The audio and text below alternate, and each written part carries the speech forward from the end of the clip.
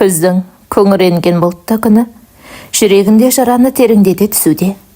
Жан-жағына көз тастап, желдің ызғарынан қалшылдаған жанына екі білегін кезек-кезек ұқылай берді. Бұл түгіл құстарда туған мекенін тастап, жылы жаққа ұшып барады. Бірақ жанына қанша қиналса да, өз қарабасын ойлап, мына құстардай жаны қалаған жаққа кете алмайды екен. Барар жері жылы естеліктерге толы осы саябақ. Махаббаттан түн шығардай болып, шыдамы таусылған кезде, осы жерге келіп жан тыныштығын тапқандай болады. Бұтағынан ажырап барып, үздіксіз үзіліп жатқан жапырақтарға қарап, жылым-жылым болған тағдыры көз аласын алдына елестейді. Ол да осы жапырақтар сияқты тағдырынан үмітін үзіп, қурап барады. Тоқтаусыз күрестермен өзін жазғырудан әбден қажыған. Неге мен ғана кінәлімін? Бұл жерде бәрі өз дәрежесінде кінәлі емес пе? Деп өзіне басу айтқанымен, санасында сен арсызсың деген бір ауыз сөз жаңғырып тұрады. Бүгінде Оралмен арадағы әңгімеден соң, тамағына өксігі тығылып, саябаққа қарай жүгіріп келген беті осы. Күннің суығына қарамастан, мізбаққа қақпай отырған. Әдеттегідей көз жасына ерік беріп, өмірге деген өкпесін осылайша сейітпекші. Бірақ көзінен аққан әр тамшы жүрегіндегі жараны сыздатып барады. Қалың ойдың құрсауында отырған Жаннаны телефон қоңырауы селк еткізді. Алло, қайдасың? Үйге келсем жоқсың. Қазір келемін, дүкенге шыққан, деген сөзді даусы дірілдеп, сорға айтты Жанна. Бәрі дұрыс ба? Иә, келе жатырмын деді де телефонды қоя салды. Дереу есін жинағандай, орнынан тұрып, үсті басын реттеп, көз жасын сүрте, үйіне қарай бет алды. Қырсыққанда әмиянында алмапты, енді ғылымға не деймін? Дүкеннен не алдың деп сұраса ше? Деген ойлармен арпалса үйіне де жетті. Қақпадан алаңдаулы күйеуі Ғалым күтіп алды. Не болды? Жылағансың ба? Сораң ағады да жүреді екен. Тағы не боп қалды деді. Сұрақтың астына алған күйеуі мардымды жауып қатпады. Қарның ашқан болар, тамақ шай ыңғайлап жіберейін деп, асыға үйге кіріп кетті. Әйелінің құбылмалы мінезінен қанық Ғалым аса назар аудармастан, темекісін тұтатып, сыртта қала берді. Ас бөлмеге келген Жанна тамақ қамына кірісті. Мұз боп қатып тұрған бір жапырақ етті турай алмай, әбігерге түскен жеңгесін көрген Орал, әкел бере, деп пышаққа ұмтыла бергені сол еді. Орал, жолама маған. Өтінем менен ары жүрші деп, Жанна айқайлап жіберді. Мен жай көмектесейін деп едім, деп Орал кері шегінді. Керек емес, көзіме көрінуші болма. Не өзімді, не сені өлтіріп тынармын мына түріммен деп, Жанна отыра кетіп жылап жіберді. Тыңдашы, маған оңай дейсің бе? Мен сенің қиналғаныңды қаламаймын, бірақ дей берген Оралға Жанна, онда кет, мұна үйден. Үйден болмаса басқа жаққа кет, дегені сол еді. Сырттан Ғалым кіріп келді. Бұл не айқай-шу? Деп інісі мен әйеліне сұраулы жүзбен қарады. Сен қатын, не деп тұрсың? Дей бере Ғалым Жаннаның жан алқымына жармасты. Абдырап қалған Орал Ғалымның қолын әзердегінде ажыратып алды. Сен кімге кет деп тұрсың? Әнім емес, сен құрт көзіңді. Тілің шығайын деген екен деп, әңгіменің байыбына бармастан Ғалым әйеліне айқайлай жөнелді. Көздері жасқа малынған Жанна бөлмесіне барды да, іштен есігін құлыптап алды. Аға, ашуыңды бас. Жеңгемнің кінәсі жоқ, мен жай орынсыз қалжыңдаймын деп, ренжітіп алдым деді Орал, болған жағдайдың артын жуып шаймақ болып. Сен балада тыныш жүрмейсің. Осының мінезін білесің ғой, тесерге қарата болмай жүреді емес пе? Мазасын алмашы деп, Ғалым ашулы үйінен шығып кетті. Бұл Ғалымнан қашанғы бойына сіңіп кеткен әдеті. Жанна екеуінің арасында кекілжің туа қалса, отырып сөйлесудің орнына үшті күйлі жоқ болып кетеді. Әйтеуір таң ата отауына бірақ оралады. Бара-бара Жаннаға да бұл үйреншікті болып кеткен. Іздеп әуреу сарсанға салынбайды. Әу баста Орал Жаннамен танысқан кезден ақ, Жанна бірден көзіне оттай басылған еді. Міне, мен іздеген ару болашақ жарым осы жан болады деп, іштей талдырмаш сұлу бойжеткенді көзіне меншіктеп алған болатын. Әупірімдеп жүріп Жаннаның назарын аударып, көңілін таба білген Орал бара-бара ес кетердей ғашық болып, Жаннаны да өзіне баурап алды.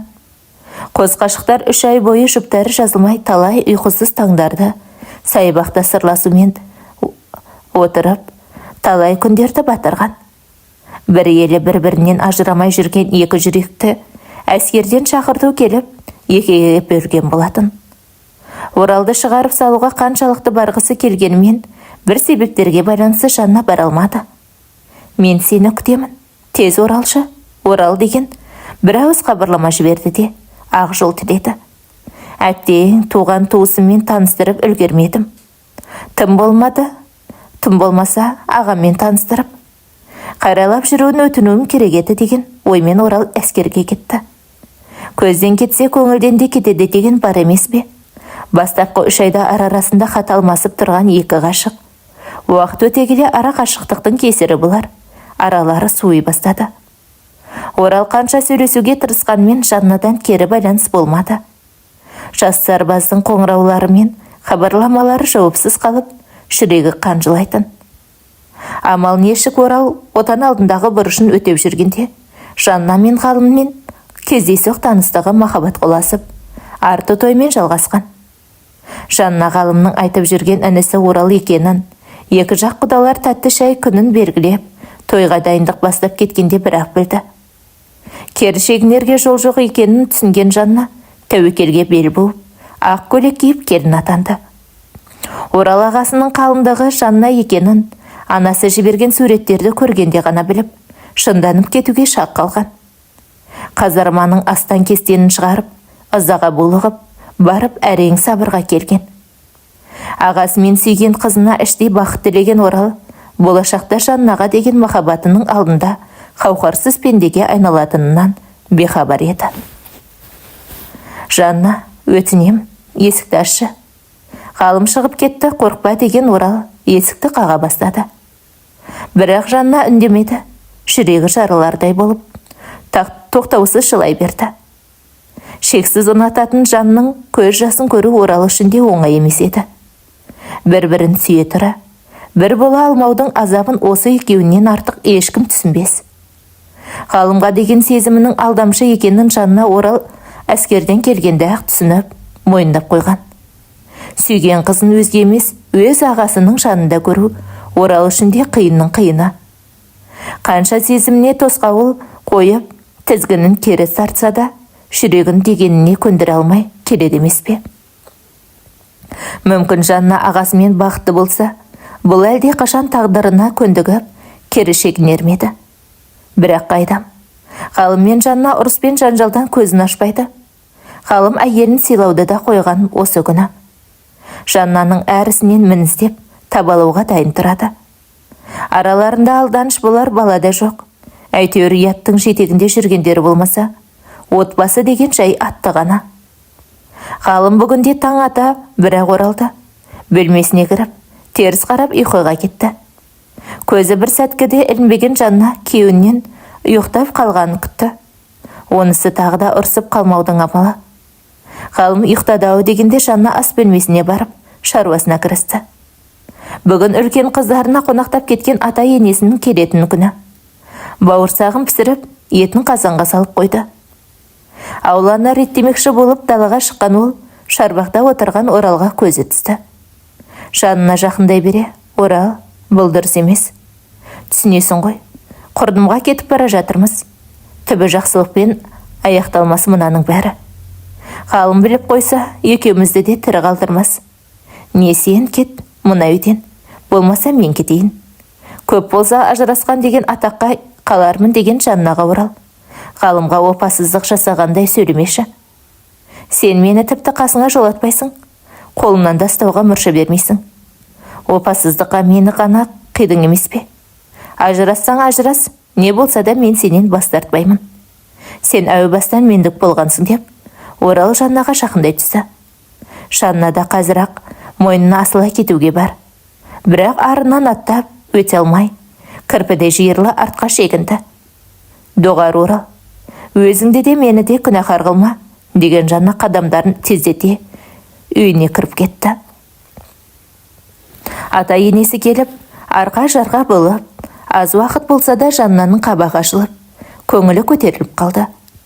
Жанна өз ата енесін туған әке-шешесіндей көріп, бауыр басып алған. Ол кісілерден де Жанна десе шығар жандары бөлек. Енесі үнемі ақылын айтып, сабырға шақырып отырса, атасы келіннің сөзін сөйлеп, бәйек болады да жүреді. Бүгінде сол кісілермен бірге үйлеріне береке оралғандай. Дастархан басында арқа-жарқа болып, біраз әңгіме дүкен құрды. Тек Жанна күйеуін қанша оятса да, ғалым тіпті ата-анасының келгенінде қарамай, әдетінше ұйқысынан тұрмады. Ауқаттанып алған қос қария баталарын беріп, бөлмелеріне барып аз-маз демалып алмақ болып тұрып кетті. Үстел басында Орал мен Жанна тағы да оңаша қалып, тек көзбен бір-бірін ұғысардай, ауық жанарлары түйісіп, үңсіз отыр. Іштегі алаулаған күйік сезімді екеуі де амалсыздан тұншықтырып, өртеніп барады. Орал қарсы алдында отырған жеңгесіне ұрлана қараған сайын, Жанна өзін қойырға жер таппай тыпырши берді. Отты жанары жүрек тұсын тесіп өтірдей. Тынысы тарылып, демі жиілей түсті. Қос ғашық осылайша күнәһар махаббатын азабынан арыла алмай отырғанда, арадағы үнсіздікті бөлмесінен қабағы қатулы шыққан қалың бұзды. «Шәй бар ма?» деген күйеуінен даусынан жанына серк етті. Сезімнің жетегінде отырған өзін тез-ақ жинап алды. «Шуынып алсаңшы, оятқанда тұра қоймайтының не? Адамдар келді, апамдар келді. Бөлмелеріңде демалып жатыр, амандасып кел» деп, Жанна шәйнегін алып тұрып кетті. Артынан Оралда көп ұзамай дастархан басынан тұрып, сыртқа шықты. Бұнысы ғалымнан қашқақтағаны ма, жоқ әлде ағасының бетіне тура қарай алмағаны ма, белгісіз. Әйтеуір соңғы күндері ағасымен оңаша қалудан жасқанып жүр. «Ертең анамның туылған күні, апамдардан рұқсат алып қойдым. Барып қайтайық» деді Жанна, шай құйып отырып күйеуіне. Ғалым үндемеді. Күйеуінен осындай қыңыр мінезінен мезі болған Жанна шыдай алмай, алдындағы шәйнегін күйеуіне қарай ысырып жіберді. «Тіпті сөйлеуің мұң болды ғой. Кімге айтып жатырмын? Жарғама» деп бұрқ етті. «Сенің есің дұрыс па? Күйіп қалсам қайтер едің? Туған күн дейді ғой, тамақ шайымды да тыншы отырып іше алмайтын болдым. Ертең қолым бос емес, Оралға айт. Әскерден келгеннен сәнденіп бос жүр ғой. Апарып келсін» деп ғалым ашуланып тұрып кетті. «Сені адам деп айтып отырған мен де ақымақпын. Оралмен бар дейді ғой» деп мұрнының астынан күңкілдеп қалды Жанна. Аулаға шығып шаруа жасап жүреді, кенет қақпаны біреу қаға бастады. Жанна барып ашамын дегенше қақпаның ар жағындағы адам қағуын үдете түсті. Келе жатырмын, ой Аллай, тыныштық болғай. Сонша не әкетіп бара жатыр?» деп қақпаны ашқаны Жанна түсініксіз күйде тұрып қалды. Алдында тұрған белгісіз жанмен бұл кездесуі түбі Жаннаның өмірін күрт өзгертетін сөзсіз еді. Бағы боп келді ме, жоқ сорына айналама, ол жағы белгісіз еді. «Сәлеметсіз бе? Тыңдап тұрмын, сізге кім керек?» деп Жанна сұралы жүзбен алдында тұрған белгісіз жанға қарады. «Меніңше сіз Жанна боларсыз, иә? Мен Оралдың әскерде бірге борышын өтеген досы болам. Сіз есікті ашқанға қарағанда арадағы келіспеушілікті шешіп бас қосқан болып тұрсыздар ғой. Ай азамат, қой досым, қуанып тұрмын. Сіз жайлы көп айтатын, суретіңізді көрсеткен. Бірақ әскердегі соңғы 2 айда кеттік деген болатын. Айтпақшы есімім Расул болады» деп Жанна есін жиямын дегенше бейтаныс жігіт біраз әңгіме айтып тастады. Мен қазір Оралды шақырайын деген Жанна сасқалақтақ қақпаны жауып алды. Расул еш нәрсе түсінбестен сыртта қалып қойды. Үйге қарай жанұшыра кіріп келе жатқан Жаннаның алдынан ғалым шыға қалды. «Қақпаны сонша қаққан кім екен?» деп әйелін тоқтатқандай. Білегінен ұстағаны сол еді. Жанна не дерін білмей кідіріп қалды. Шындықтың беті ашылып кетер деген қорқынышы тұла бойын қалшылдатып барады. «Әй, сенен сұрап тұрмын. Кім келді?» «Тыныштық па? Бозарып кеттің ғой» деген ғалымның сөздері Жаннаны тағырқа тірегендей болды. Оралдың әскердегі дос екен. Барып айтайын деп жанына Оралдың бөлмесіне қарай бет алды. Есікті қақпай ентіге кіріп келген Жаннаны көрген Орал жатқан орнынан ұшып түрегелді. Жанына жақындап: «Жанна, не болды? Мына түріңе?» Анда, Расул деген келіп тұр саған», деген Жаннаның демі тарылып барады. «Қандай Расул?» Орал қандай болушы еді? «Әскердегі досыңмын дейді. Мен туралы бәрін біледі. Сенің әйелің деп ойлап қалды. Бол сыртқа шық, қалымда далада. Бір сұмдық болмасын» деді. Хабарласпай жетіп келген не істеген Орал жүгіре сыртқа шығып кетті. Жанна бөлмесіне келіп мазасыздана әрлі-берлі бөлмені кезе берді. Ой деген шіркін жүйрік емес пе? Бірер минуттың ішінде басына не келіп не кетпеді. Ғалым шындықты біліп қояды деген қорқыныштан есінен таңардай болып, не істерін білмей отырғанда бөлмеге Қалым кірді. «Сенің есің ауысқаннан сау ма? Оралдың досын неменеге сыртта қалдырып кеткенсің? Тұр бар, дастархан жаса, ет болмасын. Ет сал қазанға» деп Ғалым бұйыра сөйлей кетті. Ас бөлмеде аяқ қолы дірілдеп шай қойып жүрген Жаннаның қасына Орал келіп: «Еш уайымдама, досыма бәрін түсіндірдім» деді, құлақ тұсына сыбырлап. «Адам деген алдын ала хабарласып келмей ма?» деп Жанна да сөйлеп қолды. «Нөмірімді жоғалтып алыпты» деді Орал. Дастархан басында Орал, Жанна, Расул үшеуі үнсіз отыр. Аузы жабылмай әңгіме айтып отырған, ойында ештеңе жоқ, тек Қалым: «Әскердегі достық керемет қой. Іздеп келгенің дұрыс болды. Мына жүгірмектің әскерде қалай жүргенін айтып бер енді» деп Ғалым күліп Расулға қарады. «Бастапқы 6 ай оңай болмады аға, артынан үйреніп кеттік қой» деді Расул. Жанна мен Оралдың көз қарастарынан ақ Расул араларындағы махаббаттың әлі өшпегенін бірден байқады. Ауқаттанып алған екі дос оңаша қалып біраз әңгімелесті. «Досым, бұл қалай болғаны?» деп Расул Оралға қарады. «Көріп тұрғандай, сүйген қызым мен әскерде жүргенде ағамның қолындағы қалыңдығы атанып» деген Орал сөз соңын жұтып қойды. «Қиын болған екен, амал не? Көнесінде енді» деді досы күрсініп. «Жүрегім қанталап барады. Өмірімді жүргізе алмай-ақ қойдым, қызғаныштан өртеніп барамын. Түн болса үйге симай кетемін, ұйқы жоқ» деп Орал ішіндегісін досына шайып салды. Қауіптің беті бері қайтты деп терең демалған Жанна түбі Оралдың осы досының кесірінен бәрі құрдымға кететінін Жанна мүлде сезбеген еді сол кезде. Расулдың 2-3 күнге қонақтап қалатынын естіген Жанна тағы да мазасыздана бастады. «Болмайды Орал, байқамай аузына ие бола алмай қалып, масқарамыз шығып қалмасын. Не істесін, оны істе, бірақ Расулды басқа жаққа алып кет» деген Жаннаға Орал: «Уайымдай бермеші. Расулға бәрін түсіндірдім, бәрі жақсы болады. Оның үстіне Ғалымға өзім ақ шындықты айтқым келіп жүр. Қашанғы саған деген сезімімді тұншықтырып, шасырып жүруім керек. Біз бір-бірімізді сүйеміз емес пе? Бақытты болуға қақымыз бар» дейді берген Оралдың бетіне жана шапалақпен бір салды. «Сен не деп тұрсың? Бәлкім мен сені сүйетін шығармын. Бірақ күйеуіме ешқашан опасыздық жасамаймын. Есіңді жи, оқтың ба? Отбасымның шырқын бұзба» деп ашуға мінген Жаннаға күлкімге келтірмеші. «Қайдағы отбасы? Күйеуің сені адам құрлы көрмейді емес пе? Кемісіті мұқатып отырады. Саған дауысын көтерген кезде мен жынданып кете жаздаймын. Соны түсінесің бе?»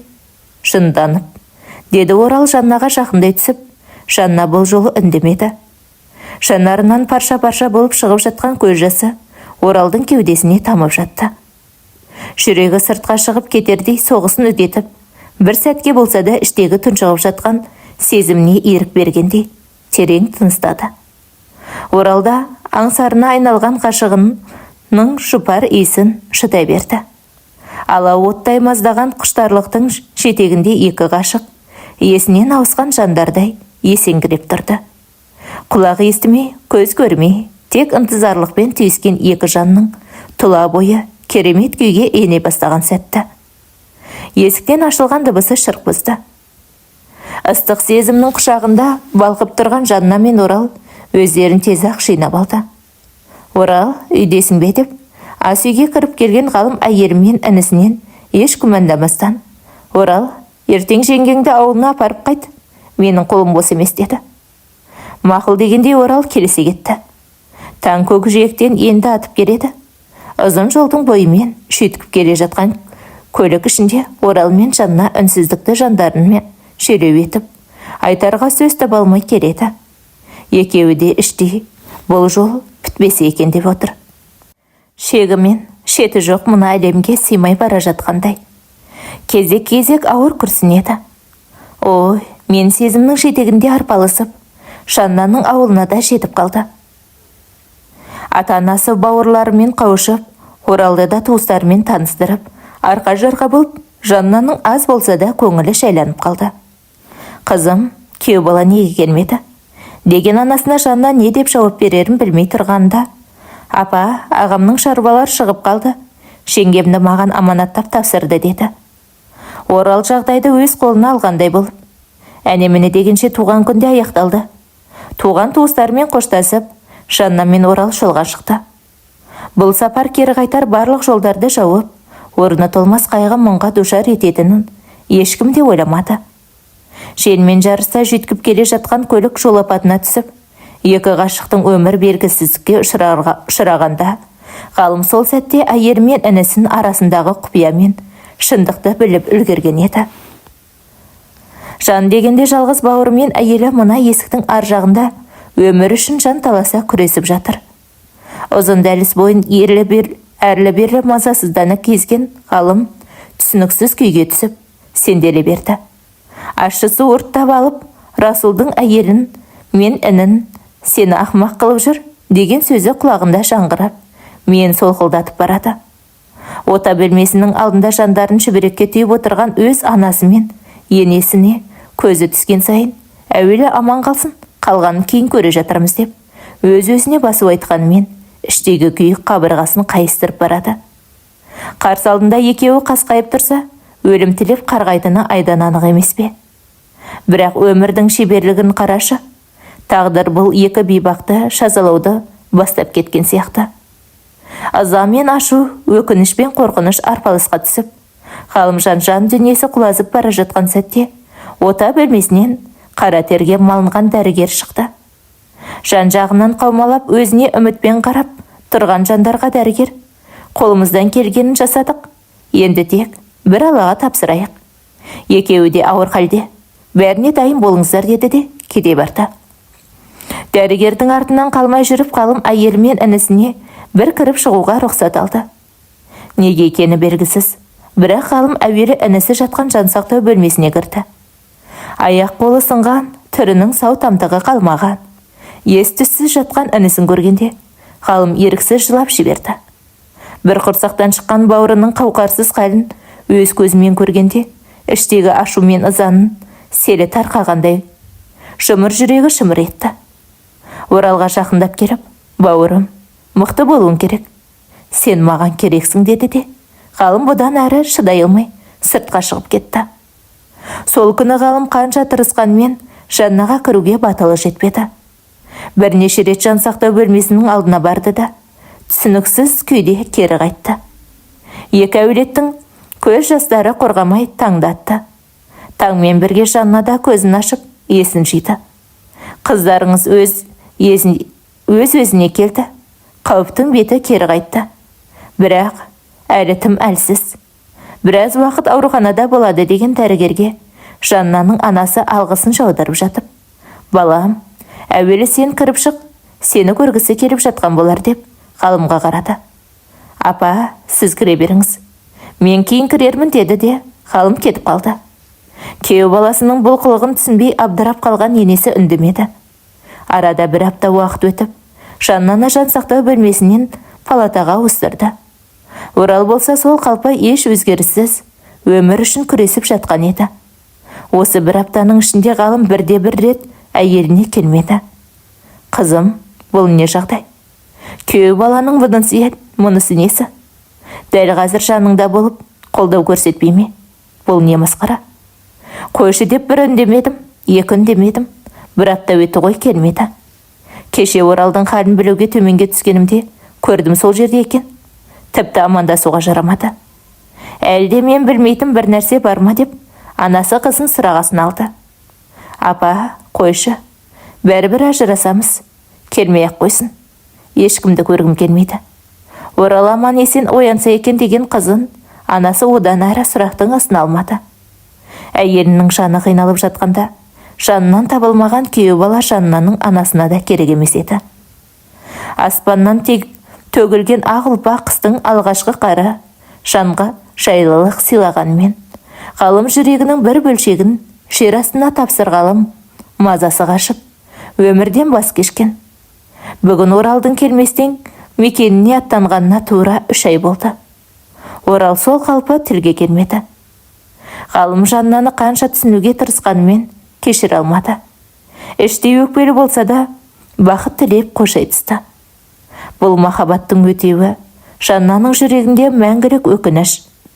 Махаббатым үшін күресуім керек еді деген өкініш еді. Әңгіменің соңына дейін тыңдағандарыңыз үшін алғысым шексіз. Әңгіме ұнаса лайк басып, комментарий қалдырыңыздар.